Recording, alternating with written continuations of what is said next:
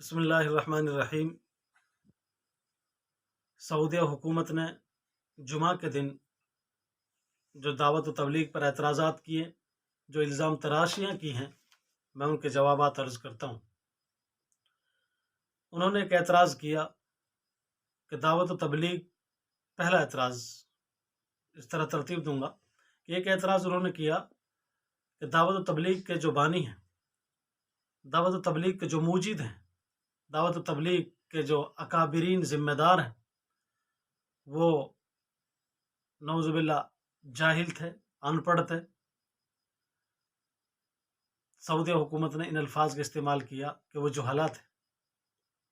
تو اس کا جواب یہ ہے کہ دعوت و تبلیغ کے جو سب سے پہلے ذمہ دار مانے گئے ہیں، جو تو ان سے پہلے بھی ذمہ داروں کا نام آتا ہے، لیکن مشہور نام حضرت جی مولانا محمد الیاس صاحب رحمۃ اللہ علیہ رحمت واسعہ کا نام گرامی آتا ہے۔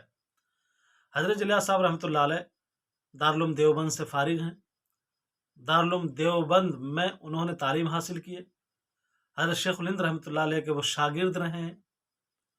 پھر ان کے بعد حضرت جی یوسف رحمۃ اللہ علیہ، وہ ایک ایسا نام ہے کہ اس وقت کے جو ہم عصر علماء تھے، ان کے ہمارے اس وقت کے جو اکابرین تھے، علماء، اہم علماء میں ان کا نام شمار ہوتا تھا، بڑے عالموں میں ان کو گنا جاتا تھا۔ اس وقت میں مفتی کفایت اللہ صاحب رحمۃ اللہ علیہ اور جو دوسرے ان جیسے جو علماء اکرام اور اکابرین تھے، ان میں جب جید علماء کا جب تذکرہ ہوتا تو حضرت جی یوسف رحمۃ اللہ علیہ کا نام سر فہرست آتا۔ یہ مقام ہے ان بزرگوں کے علم کا جن کو یہ جاہل کہتے ہیں۔ حضرت یوسف رحمۃ اللہ علیہ نے حیات الصحابہ لکھی، وہ ایک ایسی کتاب لکھی، حیات الصحابہ، عربی میں وہ کتاب لکھی، جو اس کا مطالعہ کرے گا وہ سمجھ جائے گا کہ حضرت جی یوسف رحمۃ اللہ علیہ کس پائے کے عالم تھے۔ حضرت یوسف رحمۃ اللہ نے کئی ساری اور کتابیں لکھی ہیں، عربی میں کئی ساری کتابیں لکھی ہیں، جن کو پڑھنے کے بعد یہ اندازہ ہوتا ہے کہ حضرت جی یوسف رحمۃ اللہ علیہ علم کے ایک معیار پر تھے اور علم کی ایک بلندی پر تھے۔ ایک اعتراض یہ تو اکابرین کے علم پر اعتراض تھا ان کو۔ اگر وہ پڑھتے، اگر وہ، میں سمجھتا ہوں اگر وہ انصاف پر ہوتے، اگر وہ ذرا بھی عدالت سے کام لیتے، ذرا بھی انصاف پرستی سے کام لیتے، تو شاید اس اعتراض کرنے کے لیے ان کی زبان نہ کھلتی، ان کا قلم نہ چلتا۔ ایک اعتراض کرتے ہیں کہ دعوت و تبلیغ کے ساتھی کہ یشرکون باللہ، یہ الفاظ استعمال کیے، استغفر اللہ، کہ وہ جماعت جو شرک سے بالکل منزہ، وہ جماعت جس کے مشن میں شامل یہ ہے کہ شرک سے بیزاری، شرک سے دوری، صرف اس بات کا اعلان کہ اللہ سے ہوتا ہے، غیر اللہ سے کچھ نہیں ہوتا، اللہ کے علاوہ سے کچھ نہیں ہوتا، جو کچھ ہوتا ہے وہ اللہ سے ہوتا ہے۔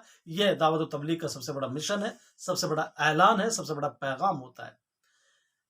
ایک اعتراض کیا کہ یعبدون القبور، قبروں کی پوجا کرتے ہیں، اس پر بھی استغفر اللہ۔ وہ جماعت جو صرف اور صرف اس بات کی دعوت دیتی ہے کہ اللہ سے جڑو، ایک اللہ سے رابطہ قائم کرو، غیر اللہ سے ہٹو، غیر اللہ سے کچھ نہیں ہوتا، اس بات میں وہ اتنی اوپر تک گئے کہ انہوں نے یہاں تک کہہ دیا کہ اسباب سے کچھ نہیں ہوتا۔ حالانکہ اسباب کا انکار ٹھیک نہیں ہے، لیکن وہ اس بات میں یہاں تک پہنچ گئے، غیر اللہ کا انکار کرتے کرتے کرتے اس حد تک گئے کہ اسباب تک کا انکار کر بیٹھے۔ وہ جماعت، وہ تنظیم کیسے قبروں کی عبادت، کیسے قبروں کی پوجا کی اجازت دے سکتی ہے، یا کیسے قبروں کو یا قبر والوں کو کیسے وہ حاجت روا مان سکتے ہیں؟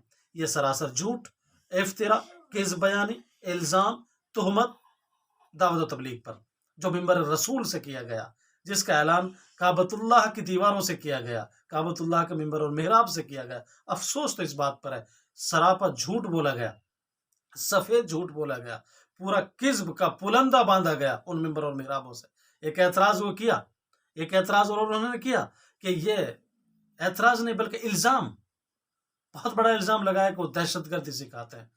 وہ جماعت، جس جماعت کا مشن، جس جماعت کی بنیاد رکھی ہی امن پر گئی ہے، سکون پر، شانتی پر، بھائی چارے پر، اتحاد پر، اتفاق پر، اور ایک دوسرے کے لیے ایثار پر جس کی بنیاد رکھی گئی ہو، اس جماعت میں دہشت گردی.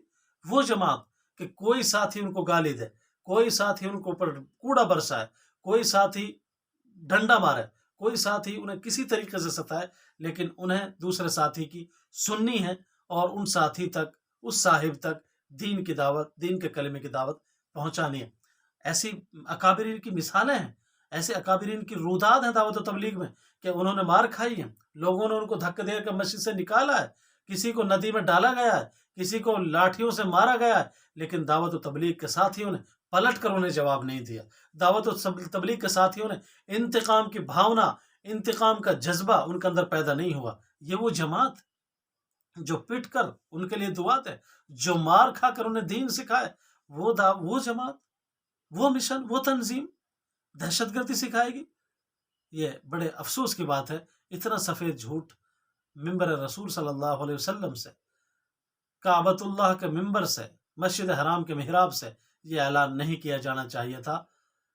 اور سعودی حکومت کے رکھوالوں اور مسجد نبوی اور کعبۃ اللہ پر تسلط رکھنے والوں، ناجائز قبضہ رکھنے والوں، تمہیں اس بات پر افسوس نہیں آیا، تمہیں ذرا برابر جھجک نہیں آئی کہ یہودیوں کی وہ چال جس کے لیے وہ مشن کر رہے ہیں، یہودیوں کا وہ مشن، یا دشمنان اسلام کا وہ مشن جس کے لیے نام آتا ہے سلفیوں کا. کون سلفی؟ پتہ نہیں کون سی بددیانت تنظیم ہے وہ جن کے بہکاوے میں یہ لوگ آتے ہیں، اور ہمیں کسی سے مطلب نہیں کس نے کیا کہا. ہمیں افسوس ان لوگوں پر ہے کہ آپ کو حق پرست مانتے ہیں، آپ کعبۃ اللہ پہ قبضہ کر کے بیٹھے ہیں، مسجد نبوی پر آپ قبضہ کر کے بیٹھے ہیں، وہاں سے دین پھیلاؤ گے، دین کو اجاڑو گے، دین کا بیڑا غرق کرو گے، دین کی جڑوں کو کھوکھلا کرو گے، اسلام کی جڑوں کو مٹانے کا آپ کام کر رہے ہیں. آپ سدھریں، آپ واپس آئیں، ورنہ اللہ کی مار سے آپ بچیں گے نہیں. آپ نے یہ بات کہہ کر پوری دنیا عالم اسلام کو، دنیا اسلام کو آپ نے جھنجھوڑ دیا ہے، اور عالم اسلام کو آپ نے بہت بڑا دکھ دیا ہے. آپ نے بڑی ناانصافی سے کام لیا ہے، آپ نے کس بیانی سے کام لیا ہے، آپ نے قرآن اور حدیث کے خلاف کام کیا ہے، آپ نے قرآن سکھانے والوں کے خلاف آواز اٹھائی ہے، آپ نے حدیث سکھانے والے، حدیث کی حفاظت کرنے والے، حدیث کو پھیلانے والوں کے خلاف آپ نے بہتان تراشیاں کی، الزام تراشیاں کی ہیں. آپ نے وہ کام کیا ہے جو یہودیوں نے انبیاء کے ساتھ کام کیا تھا. یہودیوں نے جو انبیاء کو ستایا، انبیاء کو جو قتل تک انہوں نے کیا، انبیاء کو شہید تک جو انہوں نے کیا، آپ نے وہی کام کیا. آپ کو پتہ ہے، میں دوسری جگہ بھی اس بات کو کہہ چکا ہوں، آپ کو اندازہ نہیں ہوگا، آپ کو اندازہ اس وقت ہوگا جب آپ کا یہ اعلان عالم اسلام کے لیے، اہل اسلام کے لیے جس دن ایک بھیانک روپ اختیار کرے گا. اللہ حفاظت فرمائے. ہم اللہ تعالیٰ سے دعا گو ہیں کہ آپ کی یہ کس بیانی بے اثر ہو کر رہ جائے، مؤثر نہ ہو، کسی تک پہنچے نہ. لیکن اگر آپ کا یہ بیان اثر انداز ہوا تو بڑے بھیانک انجام اور رزلٹ اور نتائج اہل اسلام کو اس کے بھگتنے پڑیں گے، اور اس کے ذمہ دار آپ ہوں گے.